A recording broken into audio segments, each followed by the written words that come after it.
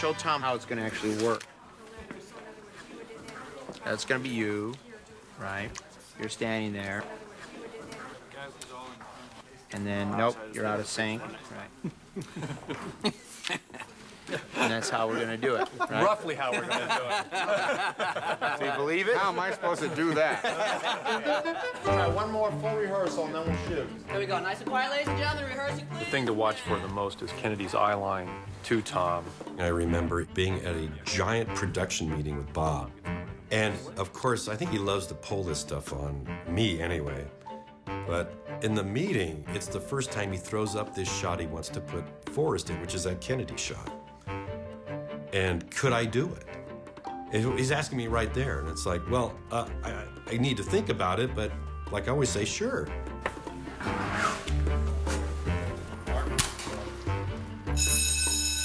And playback. Action and pause. And how about you? And shake, shake, shake, shake. Put it in his, can you get his hand in his hand? Pause. I have to pay. Cut. That's getting good, Tom. Good. I don't know. Scaring me. Okay, good. Here we go. Once It'll again. be fine. So, If you look back on pictures that Bob Zemeckis has made, there's usually some spectacle that comes to mind. And usually that was driven by the collaboration of Ken Ralston and Bob Zemeckis. On each picture, Bob will come to Ken and say, okay, here's the problem. I got a woman, she's gonna fall down the stairs when she stands up, her head's on backwards. How are we gonna do that? I've got Michael J. Fox and I got his sister and brother in the future and they're all gonna interact with each other. How are we gonna do that? I've got real live action people and I got cartoon characters running around. How are we gonna do that? In the case of Forrest Gump, I think Bob presented with about 20 movies worth of problems that he had to solve, whether it was bringing characters into archival footage, So are you enjoying yourself in our nation's capital, young man? duplicating massive crowd scenes, removal of the legs of Lieutenant Dan, No shrimp. and on in the movie. Forrest Gump, John Lennon. Welcome home. Ken had to solve all these problems in one picture.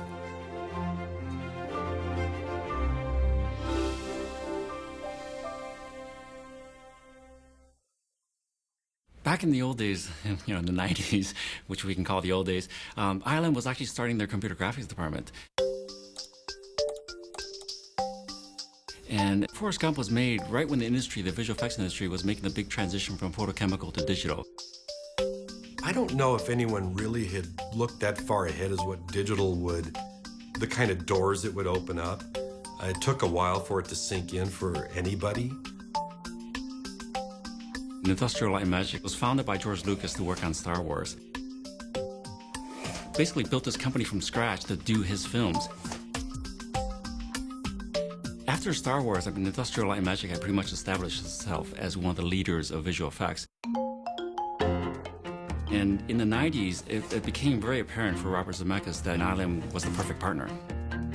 What was great about those days at ILM, it was a furnace of creativity. There was a lot of different movies being done and a lot of very different films. We had tons of technology to try and get a shot through, and it was painful. I mean, putting in the simplest thing, it sounded like into your shot would look like crap, and you'd have to spend forever doing it, where you might have made it look better, faster in an optical way, but we knew we had to go down this road because it made sense. In the end, it would all make sense. It made it much more exciting to have to work so hard and then see the T-Rex coming into that shot and heading for the car and the kids. What they did is just, All those different techniques that we learned through all the various films actually allowed us to look at Forrest Gump and realize that it wasn't quite impossible. What Bob was writing was not impossible and that we could actually achieve it. Visual effects techniques are not typically developed just for their own sake.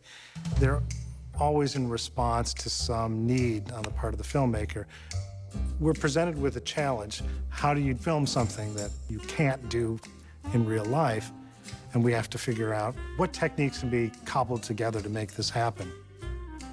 Many visual effects techniques involve shooting separate pieces and then putting those images together afterwards. And up until 20 years ago, all that work was done by physically rephotographing elements on a device called an optical printer. That's essentially a camera pointed into a projector. Optical compositing had inherent limits that were built into it. There were some things that just couldn't be done. There were some things that could only be done a certain number of times before the dirt accumulated on the elements or you risked scratching them. You couldn't see the results until it was developed the next day. So a great deal of energy went into just the mechanics of putting something together. I attended the University of Southern California film program. In fall of 1983, a guest lecturer that we had at USC was Linwood Dunn, a pioneer in visual effects. His career spans all the way from the 30s through the 70s. He showed a demo reel of work that he had done, which consisted of before and after, some of the original elements and then the finished results. Here is Alan Young and Jackie the Toothless Lion. That lion had been in the business so long that he should have had a guild card, I guess. And he explained in his East Coast accent the methodology that he used to put them together.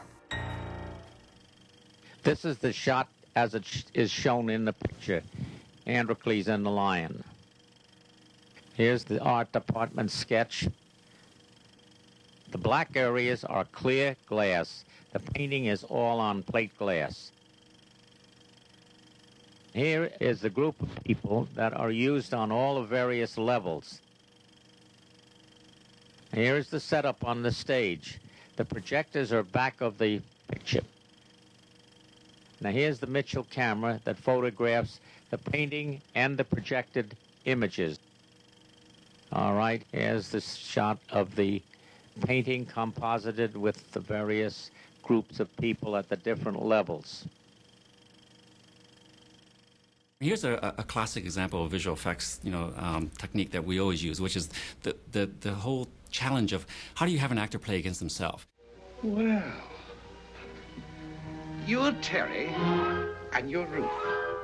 You've no idea how much this relieves me. That's nice. You shoot your one actor first in a shot. They do the performance. And then you shoot the other half of it on the other side of the screen to be the identical twin. And using only the two sides of the split to make it look like there's two of the same people talking to each other. What possible harm can it do? None. None whatever.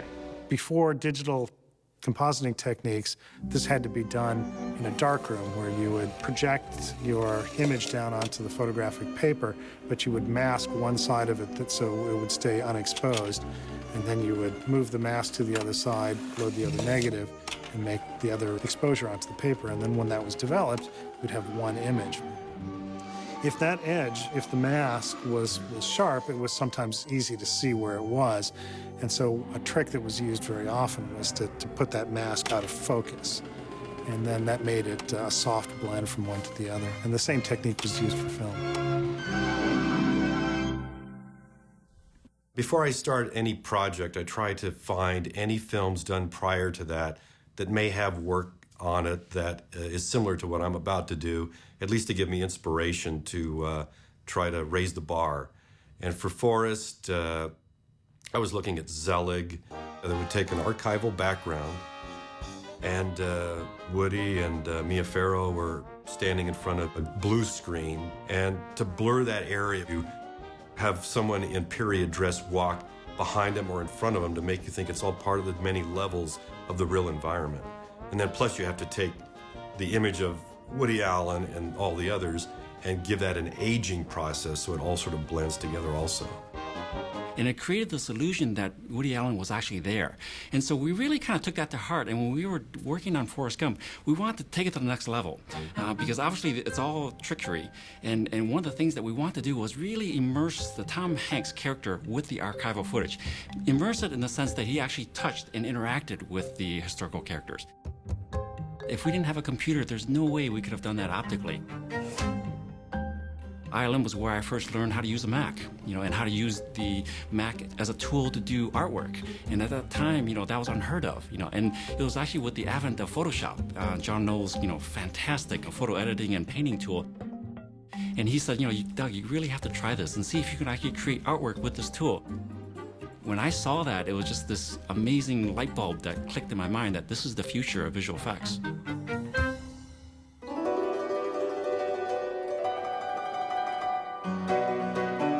Mama named me after the great Civil War hero, General Nathan Bedford Forrest. Originally, when the character of Nathan Bedford Forrest was introduced in the movie, it was scripted to be a big lynching scene with the Ku Klux Klan in the South. You'd see horses pounding down this dirt road and, stringing up a rope over a limb of a tree, and it was a pretty elaborate sequence. By the time we got to shooting that scene, it was right at the end of the schedule, and frankly, we had run out of time and money. And Bob, in his inventiveness, whenever he's backed into a corner, he often paints himself out in a much more lyrical and often more beautiful way than the way that it was scripted to begin with. And that's what happened in this case. He came up with the idea one morning. He says, "What about Birth of a Nation? All I have to do is get one shot, get Forrest on a horse, have him dressed like Nathan Bedford Forrest, boom, done." The Birth of a Nation shot was much more complicated than you might think. And it was pretty horrifying to do because we had no information about the shot. So we'd look at the old footage and say, well, it looks like this type of a lens.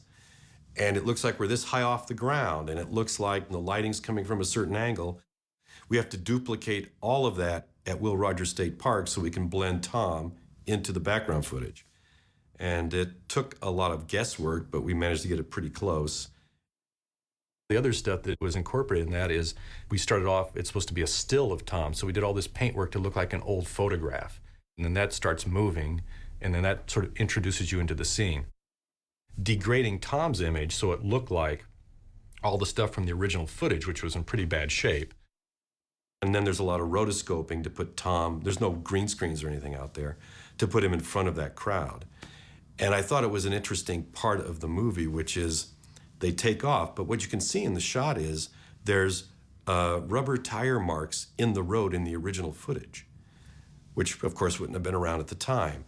And we were asking each other, well, we've already messing with this. Do we get rid of those tire marks from this classic movie, or we just leave them in? So we left them in. Lieutenant Dan, ice cream. To amputate Gary's leg, since he wouldn't let us cut his legs off, that wasn't his contract. First of all, we had to design shots. This was the important part. Design shots that used the technology to really sell to the audience that he had this horrible accident.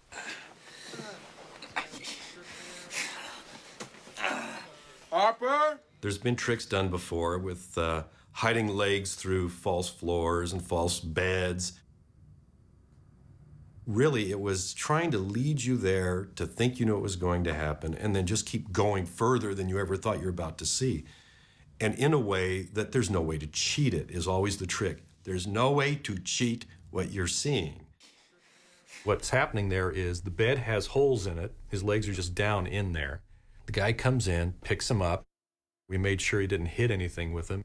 So then the holes in the bed were repaired digitally so they don't exist. The shadows of his real legs were removed because you're seeing them. And Gary's wearing blue stockings, which helped us a little bit on trying to pull some mats.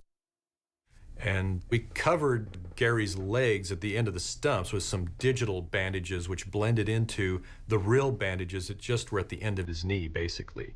So it gave it the sense that it was just this cut off stump of a leg. Besides all the technical challenges of making it work with the bandaged leg stumps and getting rid of the real legs, the scene where he's on the boat, he swings around the boat and jumps off. We basically cut a big chunk out of the side of the boat. So physically, Gary would move his real legs through a space that you couldn't really do. Same with the floor that he's sitting on when he falls out of his wheelchair. Everyone was wondering, well, if he really is there, then how did he pass through the physical objects in the set? And it just helps you get past trying to do detective work on it and just go with what the movie's saying. So by making it that complicated, you just think he's, legless. This is the kind of effect that could never have been done with film. There's too many subtle blends and too many nuances in the shot that you can only do in digital. At the time you made it, did you ever consider doing the encounters with historical figures as straight live action, or were they always planned as No, they were effects? always planned as effects. As a matter of fact, the whole year I was prepping the movie, I had these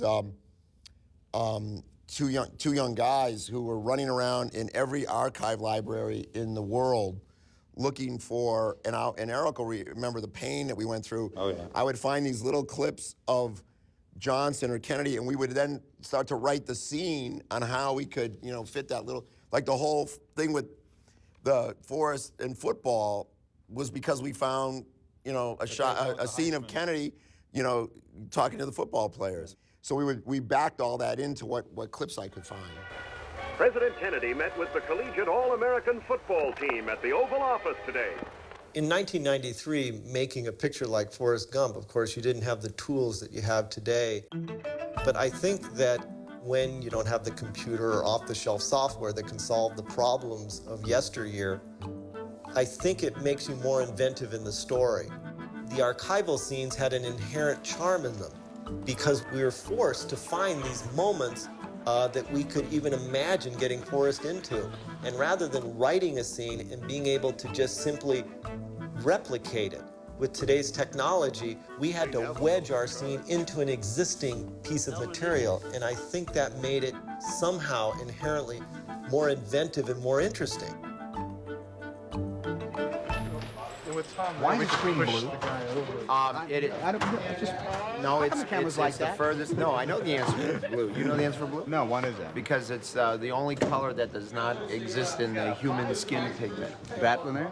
Yeah. Did they discover that by accident at some point? At least found in nature. Some guy in some TV space studio somewhere discovered, hey, look what happens when he stands in front of the thing.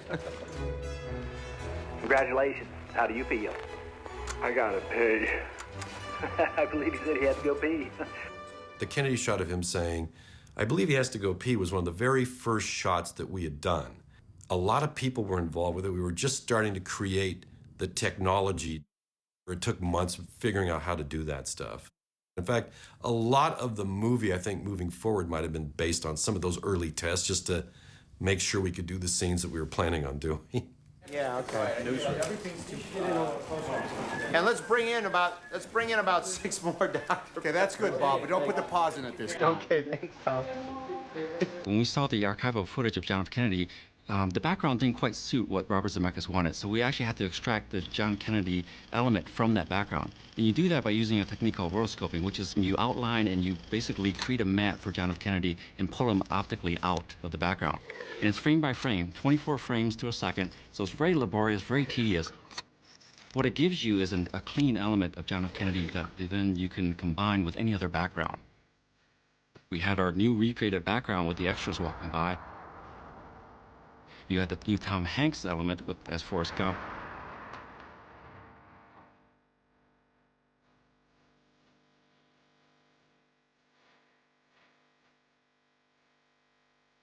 And then the last element was actually the sort of hand-painted lip resyncing of John F. Kennedy's dialogue.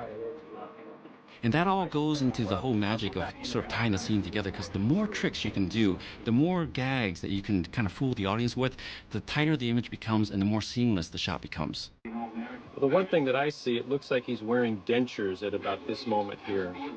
I've always said the first 95% of an effect shot is the easy part. That last 5%, if you're doing it right, can take forever and be the part you just massage and massage till you get it right.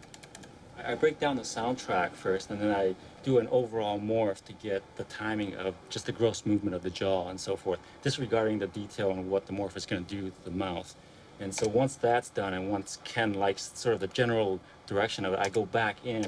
I would select certain keyframes where the extreme morph positions are, and I would paint in a fresh mouth, pair of, a set of lips and the teeth. And then I would do little sub-morphs between those, and I plug those morphs back into the overall range.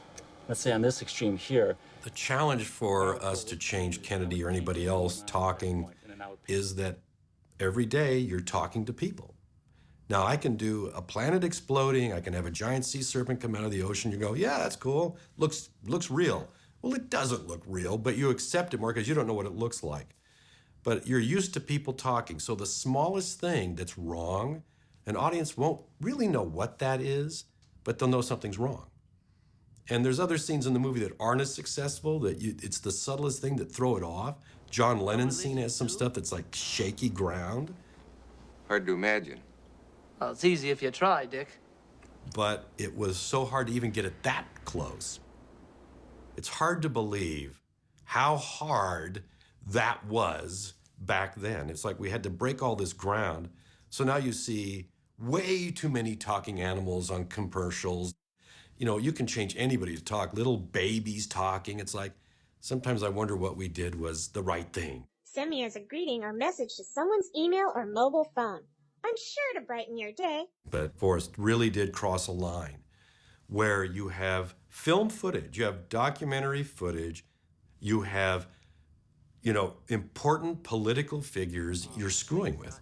We could have had them say anything. We had these discussions all the time, just wondering about, well, where could this lead? So everyone looking at the tape there, and I ought to get you fellas down to Hyannisport, have a little chowder, play a little touch football down there. No, oh, come on. Bob, it was as though Kennedy was in the room. Print that one, that was pretty good. All right, what's more? Go on, go. You can do it. Just get up there. Go on. That's it. When we finally finished filming in South Carolina, we were about to embark on a completely different movie of Forrest Gump, which was the entire D.C. portion of the film.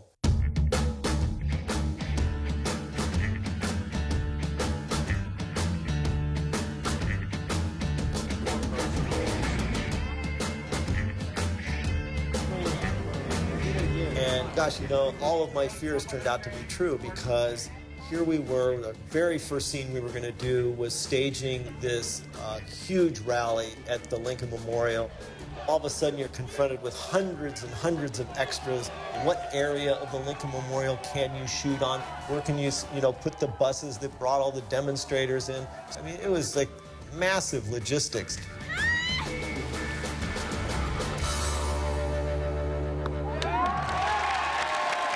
This is a multiple split shot where we're trying to turn about 700 people into probably 250,000 people here. Listen up, please. As soon as she yells Forrest, your eye line changes to the speaker at the corner of the waiting pool. We start placing our extras all around the pool for as many passes as we can get, setting them up so they match the previous grouping's position, and we shoot the same camera move each time. Well, do you think we should do it again? All right. We're going to go back to number one. We're going to shoot it again. We're going to be even better this time. Half the crowd left after lunch because it was so cold. So we had a lot less people to work with, so we had to just keep moving as fast as we could.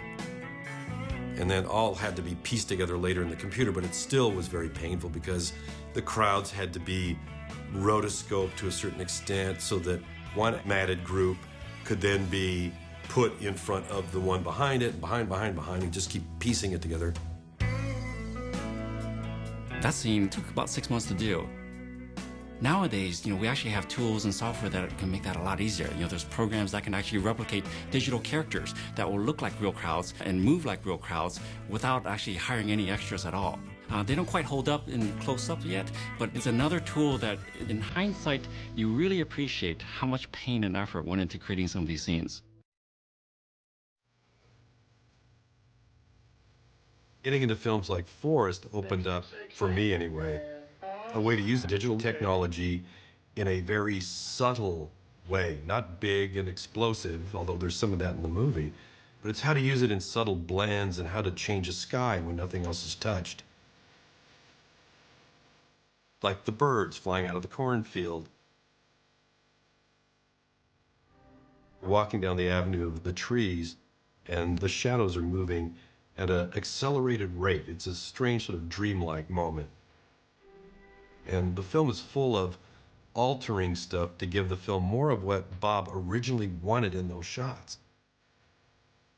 It's subtle touches like that that really help give the film that kind of magical quality that it has.